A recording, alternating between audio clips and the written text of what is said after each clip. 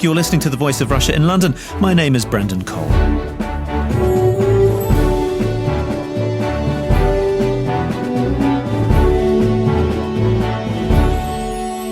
Coming into force today is a ban by South Korea on all fisheries imports from 8 Japanese prefectures.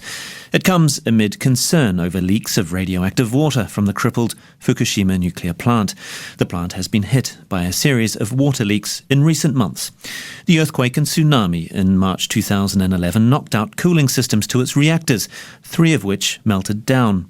Water is now being pumped in to cool the reactors, but storing the resultant large quantities of radioactive water has proved a challenge for the operator, Tokyo Electric Power Company, or TEPCO.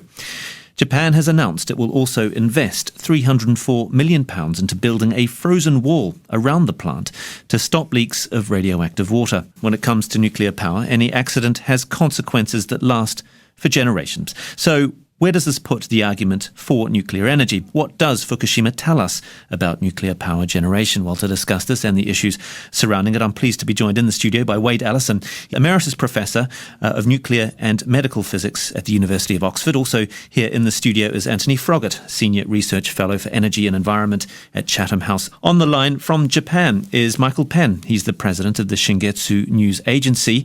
And on the line from Brussels is Vande Putte, who is a Greenpeace International radiation expert, and he led the Greenpeace radiation team in Fukushima. The news today about South Korea's ban on fisheries imports. Professor Allison, South Korea is worried about the levels of radiation. Should we be? No, I don't think we should.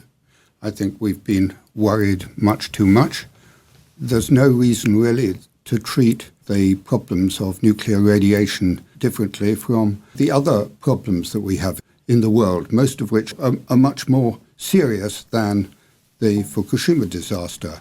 Admittedly, a lot of investors and in Japan have lost their shirts off their backs with the loss of these reactors, but nobody has died. It's difficult to think of a disaster, so-called, in the world which has such a low accident rate. In fact, you referred to that in a piece that you wrote for the BBC News website just after the accident happened in March 2011. That's right. And you made the point that the media concentrates on nuclear radiation from which no one has died. But in light of revelations over the last few months, do you still hold that view? Oh, absolutely. And in fact, I've learned more of what's happened in the past, but we've also seen that it's been announced that nobody has died as a result of the accident. And nobody will die either, because there are people, for instance, in the radiological accident in Goiânia in Brazil, where people have had much larger doses of radiation inside them, and there have been no cases of cancer. Vande Putte, can I bring you in? You were there, you led the Greenpeace radiation team in Fukushima.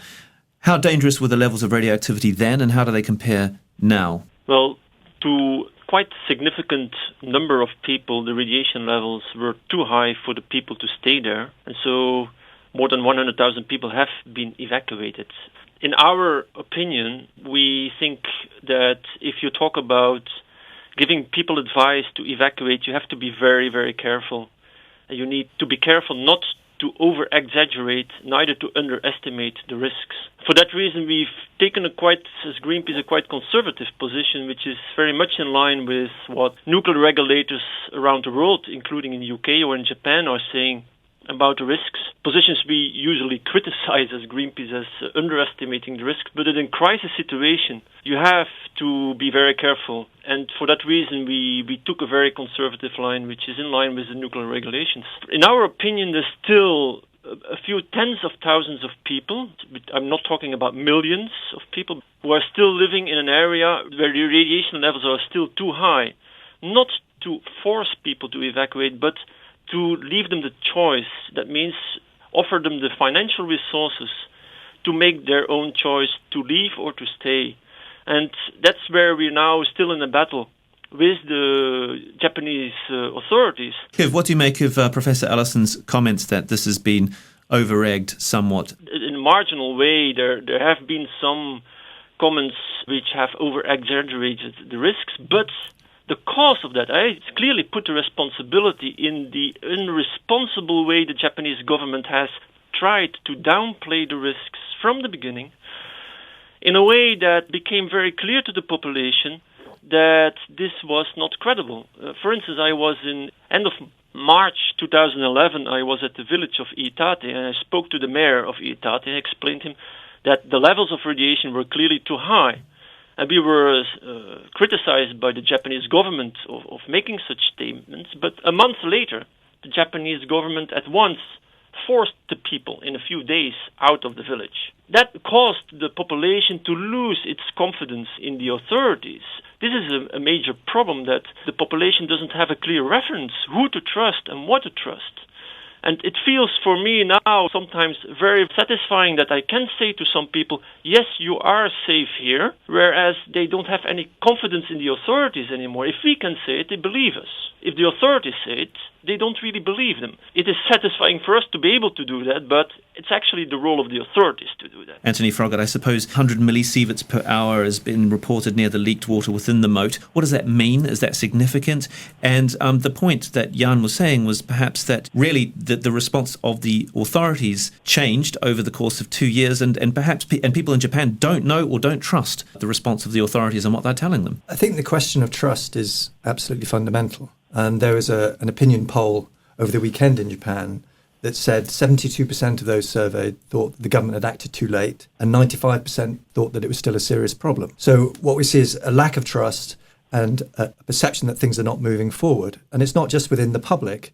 There was also a recent report from the Science Committee in Japan that was criticising the government and saying it was confused in its response. So, for example, the Minister of Health was responsible for looking at food safety, while the Minister of Environment was responsible for looking at contamination in the soil. So you have this cross lines of communication. So I think from the public perspective, from the scientific perspective in Japan, we're seeing that there is significant criticism. And even the regulator, the newly appointed regulator, the Nuclear Regulatory Agency, said that the situation was unstable. So 2 years later, problems are growing, which is leading to ongoing and in fact increasing public concern over the whole Fukushima power plant. You're listening to The Voice of Russia in London with me, Brendan Cole. We're discussing the aftermath of the nuclear disaster at Fukushima. With me in the studio is Wade Allison, Emeritus Professor of Physics at the University of Oxford, Antony Froggatt, Senior Research Fellow at Chatham House, Michael Penn, the President of Shingetsu News Agency in Tokyo, and Jan Vande Putte, Greenpeace International Radiation Expert. So when they say, for instance, the levels of beta radiation are actually 18 times higher than initially thought, that really doesn't inspire confidence in people, does it? It's a unique situation. And in some ways you can look back and look at the complication and degree of engineering problems that exist, let's say, around Chernobyl. So this occurred in 1986. And we're now 25 years plus further on, and they're still trying to address from an engineering perspective all the mechanisms that they need in order to contain it. And that is a mixture of, because it's a unique situation, but also because of some of the conditions that you observe and can see at the power plant. And so likewise in Fukushima, it is a unique situation. You have problems are uncovered as you do more investigation and you try to contain certain problems. Michael Penn from Shingetsu News Agency, the statistic that Antony mentions there, that it shows a significant level of distrust amongst the Japanese public. Has that been growing over the last 2 years? The general notion that the public distrusts the government response to the Fukushima crisis is absolutely true. I think that this is borne out by the public opinion polls and from a lot of conversations. I mean, most Japanese simply don't trust the information that they get, and largely because they understand, and I think they're right about this, is that the government's always trying to make things sound like it's more under control than it really is. They're all, from the very beginning of the crisis, they were saying, "Oh, nuclear meltdowns? No, there was no reactor meltdowns. It's not going to happen." It took them like 2 months or something, or 3 months, to finally even admit that the meltdowns happened. So certainly the public doesn't have a great deal of trust in the government's response. Is it growing? I'm not sure I would say it's growing, because I think that now, once you get out of Fukushima prefecture and the region affected, most Japanese are moving on to other things in their lives. I mean, it's, in a way, the complaint I hear from many people is that people are beginning to forget about it. The distance from Tokyo psychologically is quite far from the region. Yes, there's distrust, but I don't think that it's necessarily growing at this point. The trust business is indeed the problem, but the problem is that The regulations are wrong. They're wrong in the US, they're wrong from the UN, they're cautious. They're trying to appease the problem and tell people in a rather paternalistic way that radiation is all right, rather than actually educating them. Now, it's very interesting, I found, go there, and the Japanese people responded to the tsunami and the earthquake brilliantly because they had been educated and they knew what to do when it happened. And although 18,000 people did die, people looked after one another, and there was a degree of responsibility in dealing with the accident. When it came to the radiation, nobody knew anything about it at any level, as far as I can see. And that is why there's this lack of confidence and this lack of trust. But the lack of confidence also stemmed from there was no TEPCO and its regulators had no accident management plan in the event of earthquakes and tsunamis. Oh, that's right. So that was ham-fisted. But they survived the earthquake, but it couldn't survive the tsunami. But the truth of the matter is that the radiation situation is safe. And it was safe, but the information was grossly mishandled so that the population didn't buy it. So why does the Vice Chairman of the Japan Atomic Energy Commission say that the situation at the nuclear power plant, this is what he told the BBC last week, was an unprecedented crisis and it was getting worse? I would disagree with him completely. I haven't spoken to him, but I would certainly take him on that. Can I get your reaction to that, Jan? I mean, this comment from the Vice Chairman of the Japan Atomic Energy Commission, he is very concerned. I think the main concern we all have is that the accident is not finished, but that was just one signal. It's clear that in December 2011, the Japanese government announced a so-called cold shutdown, which was pretty misleading terminology to explain to the population that the situation was stable. The situation is not stable and will not be stable for many years to come. There's still a lot of molten fuel in 3 reactors. There's one seriously damaged spent fuel pool of reactor number 4. If there is a major earthquake, in the worst case scenario, things could even become worse than they are today. And this sense of urgency is very important to make sure that we put sufficient pressure on the Japanese authorities to move ahead and not to stand still. This sense of urgency that was taken away or tried to take away by the Japanese government, the last 2 ones, is actually one part of the problem. And we need to get back to that sense of urgency, not to create a panic, but to make sure everything is done that needs to be done. And that includes to develop a plan to remove the fuel. But Jan, I mean, isn't the problem that we've got 400 tons of irradiated water to store every day, and there are problems with the storage tanks? And I mean, what do you make of the science behind the proposal that the Japanese government are going to spend $500 million on this frozen wall aspect? I mean, is there not the danger that that could crack? I mean, we haven't seen detailed feasibility studies and so on, so it's very difficult to know whether this will work or not. But it is clearly an accident in slow motion in the underground. That means there is an immense amount of highly radioactive water in the basements of the reactors, number 1 to 3. And if that gets in contact, even more than today, with the groundwater flow, that could create very significant problems in the longer term. Slowing down or avoiding that the flow of the groundwater gets in contact with that contaminated water is important. If the frozen wall is the best solution, there have been other proposals and there have been questions about how the Japanese industry will deal with that, keeping out foreign companies which might be better equipped to do that. So the whole management of that, there are very serious question marks there. Antony Froggatt, I mean, what's your view of this frozen wall idea? An expert I was speaking to the other day was telling me that this could crack, this could fissure, this could transport irradiated water in other ways, and there's no long-term guarantees over it. I mean, I haven't seen the detailed assessments of it, but as a technique, it is used in other areas. So, for example, in tunnelling, you will freeze around the tunnel to stabilise the water to enable you to put in a concrete shell. So I think the purpose behind it is to enable a more long-term solution to be put in place. So what has been put forward is that this money will be injected into the plant, or the project will go ahead at a faster rate than was previously envisaged, freeze the ground to try to reduce the inflow of groundwater to enable other works to taking place. But as you said, there are questions over the long-term stability of it.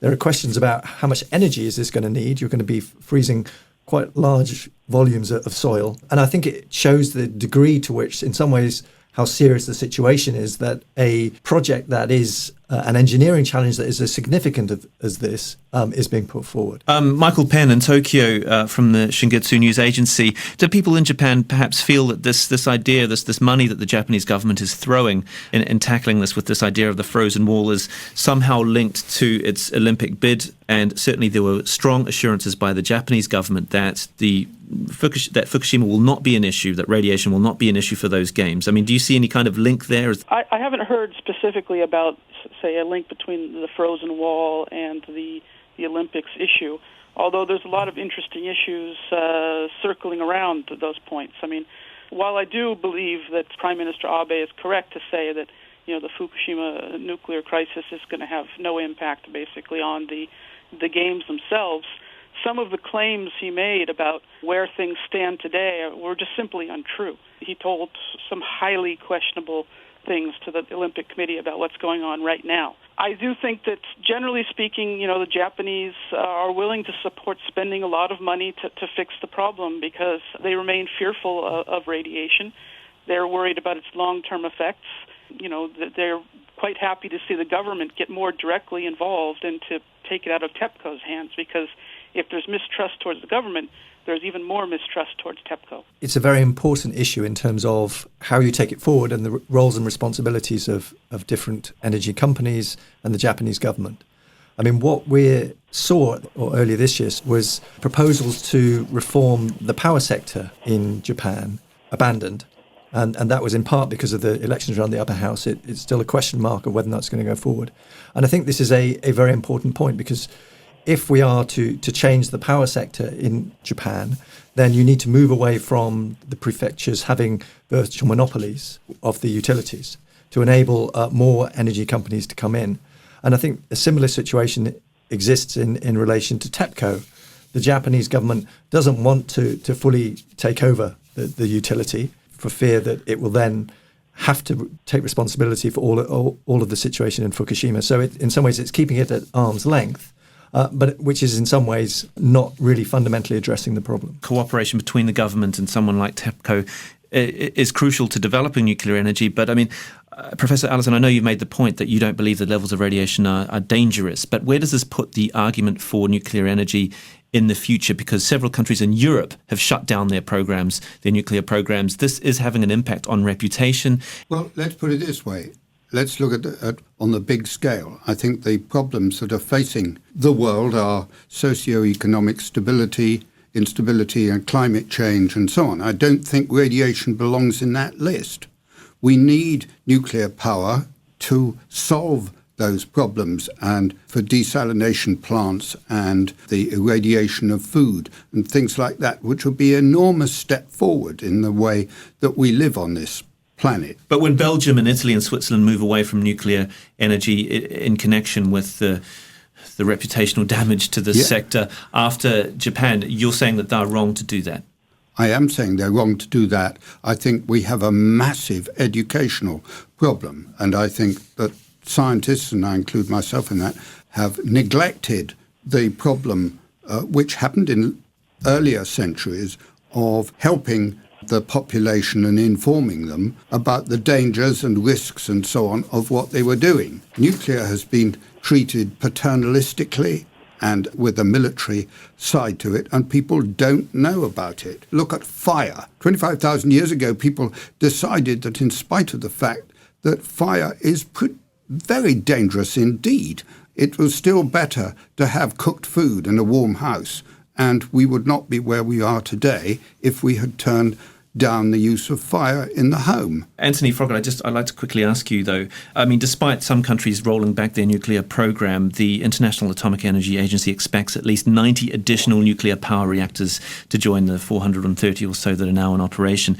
Given what's happened in a highly westernized country like Japan, shouldn't we be concerned at developing countries getting on board with nuclear energy if this can happen in one of the most westernized countries in the world? First, in terms of the International Atomic Energy Agency, I mean, I think historically they have been over-optimistic in terms of the number of projects that are likely to come online. But one of the key issues regarding nuclear safety internationally is that the International Atomic Energy Agency, which puts forward guidelines, but there is no binding nuclear safety standard internationally. Although countries may be encouraged to go for higher safety standards, there is no actual requirement. And you can see that in certain places around the world where countries that wish to build nuclear power plants are not necessarily going for the state-of-the-art design. They're going for ones that were designed in the 1960s and 1970s. So it is definitely a problem that there isn't a universal nuclear safety standard.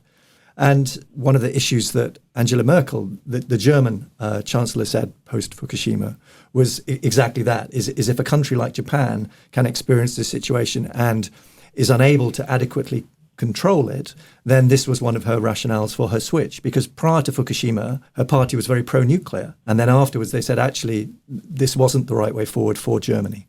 Yeah, Professor Allison, I mean, why should governments look at building nuclear plants? There are many other sources of energy generation. Why turn to the slowest, most expensive and inflexible and riskiest option when perhaps in 100 years' time, when wind turbines or other energy sources like solar energy, biomass and stuff are up and running, we might look back at this time when we were obsessed with nuclear energy with a little bit perplexed. And the consequences of nuclear energy are felt for hundreds of years. I would take issue with almost every phrase in what you have just said. For a start, because nuclear safety standards try to appease people's fears rather than inform them and educate them, the levels of safety have got tighter and tighter and tighter. They're now several hundred times tighter than they were in the 1950s, and there is no scientific reason for that other than to placate people's fears. Now, it's very important that people aren't afraid, but we've done it the wrong way. And that has made it extremely expensive. I don't know what the number is, but something like half of the cost of nuclear power is associated with maintaining and implementing the safety standards. So when it is said that it's expensive, I disagree with that. But storing the waste products is a big chunk of the price. No, because if radiation is not frightening, you're not so worried about storing the waste products. There's 1 million times less waste product from a nuclear reactor than there is from a fossil fuel plant. And from a fossil fuel plant, it goes straight into the atmosphere. Now, admittedly, I have to agree we don't really know how bad the global warming problem is, but it certainly worries me a lot. But in terms of people being frightened, Michael Penn in Tokyo, people in Japan are frightened. In fact, there was a poll last week which found out that a considerable proportion of people thought that more people in Fukushima are likely to have died as a result of health problems related to nuclear evacuation than actually died in the quake and tsunami itself. In his first comments, Professor Allison said that nobody died as a result of the Fukushima accident. And actually, a couple of Japanese politicians have gotten in trouble saying something very similar. It needs to be understood that what that means is nobody was subjected to enough radiation that they immediately got sick and died.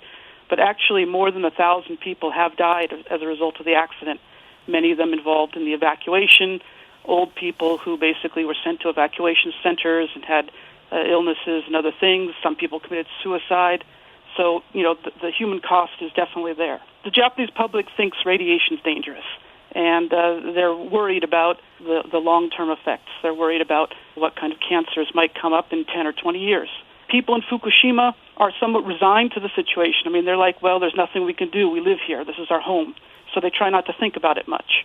But definitely the tension and the fear exists in Japanese society. You're listening to The Voice of Russia in London. We're discussing the aftermath of the nuclear disaster in Fukushima with Wade Allison, Antony Froggatt, Michael Penn and Jan Vande Putte. And Jan Vande Putte, what does Fukushima say about the future of nuclear energy as a clean energy source? Are you confident lessons can be learned and that we can move on? Well, the fact today is that only one nuclear reactor is operating today in Japan. There were 54 before the accident. And in a few days, there will be 0 nuclear reactors operating in Japan. And that's at the moment that there is a very pro-nuclear government. Having a pro-nuclear politics doesn't really change the fact that there are very serious safety concerns around the reactors in Japan. To mention just one is that new fault lines have been discovered right beneath several reactors in Japan, which makes them legally not fit to operate anymore. It has been estimated that at least 20 reactors in Japan will never restart anyway. Whether you have a pro or anti-nuclear government will not change that fact. That means that there is a psychological shock that nuclear power is not a reliable source of electricity. Japan has to manage without. And this shock has had its implications, for instance, also in France, which is heavily dependent on nuclear power for 75% of its annual electricity production. And so the Hollande administration government has decided to reduce its dependency, not because on nuclear power from 75 to about 50%. That's not an anti-nuclear move. That's just the fear that got into the uncertainty about the electricity supply to the French economy and to the French households. This is something new, and I think this is a part of the economics, of course, that a new reactor in the UK will have to be heavily subsidized. It's more expensive than onshore wind turbines. We are past a certain point where the cost of renewables are going down and the cost of nuclear are escalating. And we are past a certain point where nuclear can still play a significant role in the future. Just quickly, Antony Froggatt, so nuclear energy, from what Jan was saying there, will continue to play a role, but it seems to be playing less of a role, and that other energy forms will be part of the energy mix. But countries like France, which rely on most of their energy from nuclear plants, they won't be able to do that anymore. I think what we're likely to see is a diminishing role, and the question is how low will it go with nuclear? I mean, I think there is competing issues. There is the question of the Fukushima impact, what that does for the confidence of investors and what that does for economics. There is the question of renewables that Jan Vande Putte mentioned that continue to fall in price. And there's also the shale gas question. At what price will shale gas be extracted and how acceptable that is from a climate change perspective? But it's very clear in the United States that wish to go ahead with, about 10 years ago, we're planning to build many reactors, are now building 1 or 2, but are also starting to close reactors. This year, 4 reactors has been closed for economic reasons in the United States. So in Europe, in North America, and in other parts of the world, we're seeing a diminishing role for nuclear going forward. I'd just like to thank our guests. That's Antony Froggatt, Senior Research Fellow at Chatham House, Wade Allison, Emeritus Professor of Physics at University of Oxford, and on the line from Tokyo, Michael Penn, the President of the Shingetsu News Agency, and on the line from Brussels, Jan Vande Putte, who is a Greenpeace International radiation expert who led the Greenpeace radiation team in Fukushima. Thank you all very much for joining me, Brendan Cole, on The Voice of Russia in London.